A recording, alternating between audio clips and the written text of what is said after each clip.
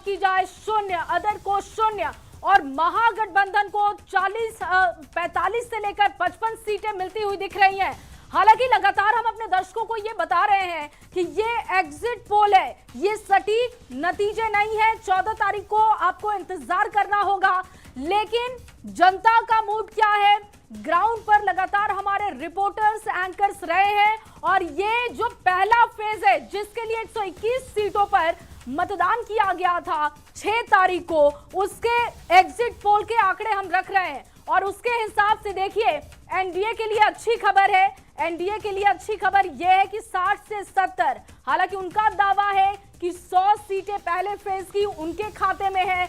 महागठबंधन की बात की जाए यहां पर 45 से 55, जनसुराज यानी कि पीके की पार्टी की बात की जाए जो कि दावा कर रहे थे कि कुछ कमाल वो बिहार में कर देंगे, लेकिन आंकड़े ये बता रहे हैं कि पीके के लिए अच्छी खबर नहीं है। एग्जिट पोल के मुताबिक पीके के लिए अच्छी खबर नहीं है, क्योंकि पहले फेज के जो आंकड़े 121 सीटों पर वोटिंग की गई थी 6 नवंबर को, उसके लिहाज से अगर देखा जाए तो पीके के खाते में एक भी सीटें नहीं है, तो ये उनके लिए अच्छी खबर नहीं है। लेकिन अगर महागठबंधन की बात की जाए तो 45 से 55, एनडीए की अगर हम बात करते हैं, यहां देखिए एनडीए के लिए सबसे अच्छी बात यह है कि जो उनके दावे हो रहे हैं 100 सीटों के, उनमें 60 से 70 एग्जिट पोल भी उनको दे रहा है शिप्रा।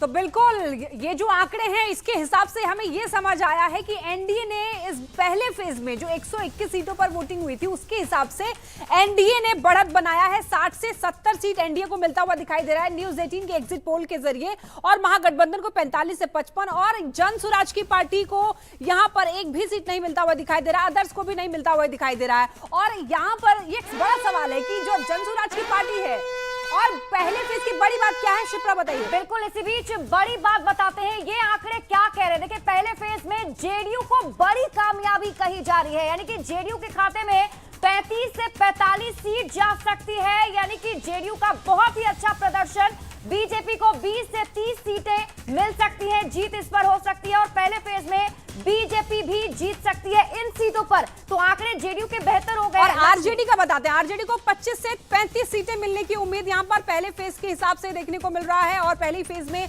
हालांकि जेडीयू का अच्छा प्रदर्शन दिख रहा है, लेकिन कांग्रेस की बात कर लें तो कांग्रेस को 5 से 10 सीट मिलती हुई दिखाई दे रही है और लेफ्ट को भी 10 से 15 सीटें मिलती हुई दिखाई दे रही है न्यूज़ 18 के सर्वे के अकॉर्डिंग। वही एलजेपी चिराग पासवान की पार्टी को लगभग 5 सीट मिलती हुई दिखाई दे रही है। आरएलएम को उपेंद्र कुशवाहा की पार्टी को 1 सीट मिलता हुआ दिखाई दे रहा है शिप्रा। बिल्कुल, और देखिए लगातार हम आपको आंकड़े भी दिखा रहे हैं और अच्छी बात यहां पर ये दिख रही है कि एनडीए की तरफ से बढ़त बरकरार है। पहले फेज में 60 से 70 विधानसभा की सीटों पर एनडीए को जीत मिल सकती है। महागठबंधन 45 से 55 तक का आंकड़ा छू सकता है। जेएसपी यानी कि जनसुराज जो है 0 और अदर्स तो 0 है ही। सबसे बड़ी बात यह है कि जो पहला जो चरण था लक्ष्मी, वो फाइनल चरण माना जा रहा था, इसलिए क्योंकि पहले चरण में अगर अच्छी जीत किसी की होती है तो उसी की सरकार बनेगी। जया का रुख कर लेते हैं। जया, क्या कुछ और आंकड़े आपके पास?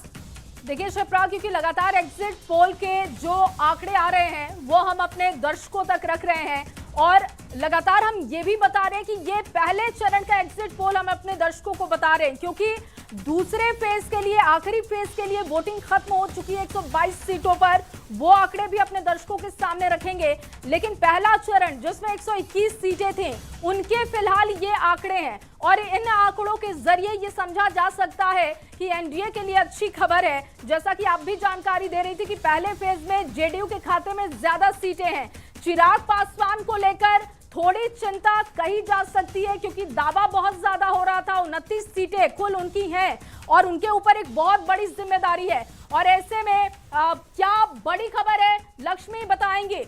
बिल्कुल जया, और देखिए लगातार आप आंकड़े तो बता ही रही हैं, हमारे साथ गेस्ट पैनल भी जुड़ा हुआ है तो उनसे भी एक रिएक्शन ले लेते हैं। और शुरुआत सबसे पहले बीजेपी प्रवक्ता मयंक जी से करेंगे, क्योंकि उनके लिए तो एग्जिट पोल में अच्छे आंकड़े दिख रहे हैं। 60 से 70, मयंक जी बिल्कुल, जैसा प्रत्याशित था वैसे ही आंकड़े सामने दिख भी रहे हैं। और ये हमने कहा कि हमने कभी भी कोई अनर्गल दावे नहीं किए थे, जमीनी हकीकत थी और हम पांचों दल बिल्कुल पांडव की तरह लगे थे। एक हमारी एकता थी जो कि ग्राउंड रूट पे लेवल पे और ग्रास रूट लेवल पे भी बाकायदा परिलक्षित हो रही थी। और रही बात जो गठबंधन में वोट ट्रांसफर जिसको आप लोग कहते हैं स्टैटिस्टिकली, वो भी था और उन सारी चीजों में थी। जो समन्वय था वो बिल्कुल दिखा। और जहां अगर बात करें महागठबंधन की, तो वोट शेयरिंग के दिनों तक भी कहिए कि अभी तक लिस्ट हमने नहीं देखी। और दूसरा कि ये 12 सीटों की जो कथित फ्रेंडली फाइट थी, ठीक है असित जिसमें नाथ एक ही जी, जगह पे।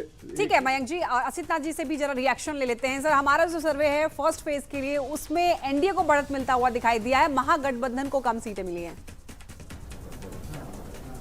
देखिए, मैं किसी सर्वे पर कोई सवाल नहीं उठाऊंगा। मैं बस इतना ही कहूंगा कि 2010 के बाद से जितने भी एग्जिट पोल और ओपिनियन पोल हुए हैं, ज्यादातर नतीजों में गलत साबित हुए हैं। तो